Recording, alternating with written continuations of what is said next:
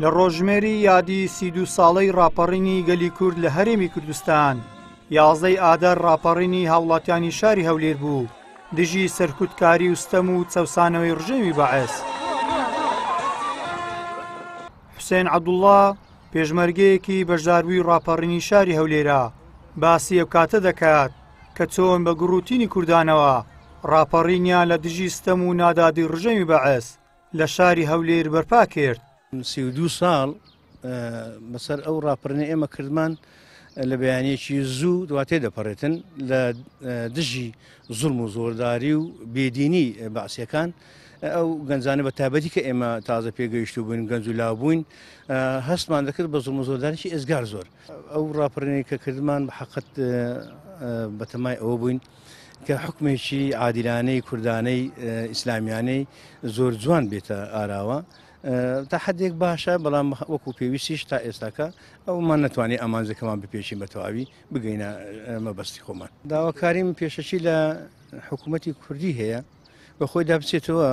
مخاطر ئەوەی کەەوە ئەو گەنجانەی کە ئێستا وەکو کاتی خۆی ئێمە بیرمان دەکردەوە تووشی ئەو بیرکردنەوانە نەبن. بەشێک لە ڕۆژنامەنووسان و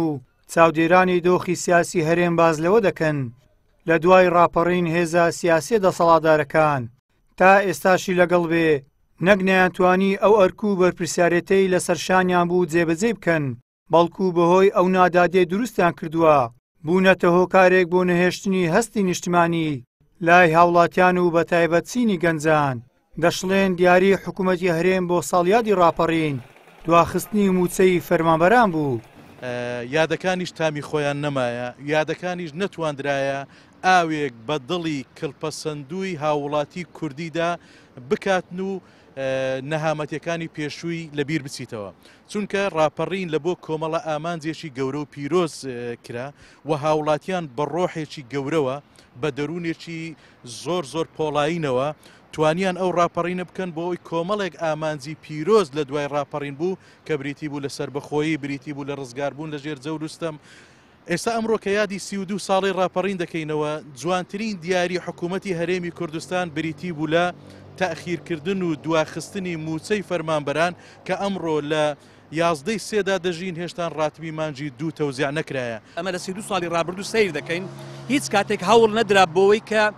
دۆزی کورد بەرەو پێش ببردرێ بەڵام دۆزی حزبی دۆزی عائیلی دۆزی خۆدەوڵەمەندکردن ئەوە بەرەو پێش ڕۆیشتێ بە بەردەوامی. 32 ساڵ لەمەوبەر خەڵکی هەولێر بە هاوکاری هێزی پێشمەرگەی بەشێک لە لایەنەکان هاوشێوەی تەواوی ناوچەکانی دیکەی باشووری کوردستان و بە ئامانجی خەون و ئاواتی خۆش لە دام و دەستگا ئەمنی و سەربازیەکانی حکوومەتی ئەو کاتی عێراق هەڵگەڕانەوە بەڵام ساڵ لە دوای ساڵ بۆیان ڕوونتر دەبەوە کە ڕاپەڕین هێشتا شتێکی وای لە ژیانیان نەگۆڕیوە. گەیلان سابیر کەناڵی ئاسمانی پەیام هەولێر.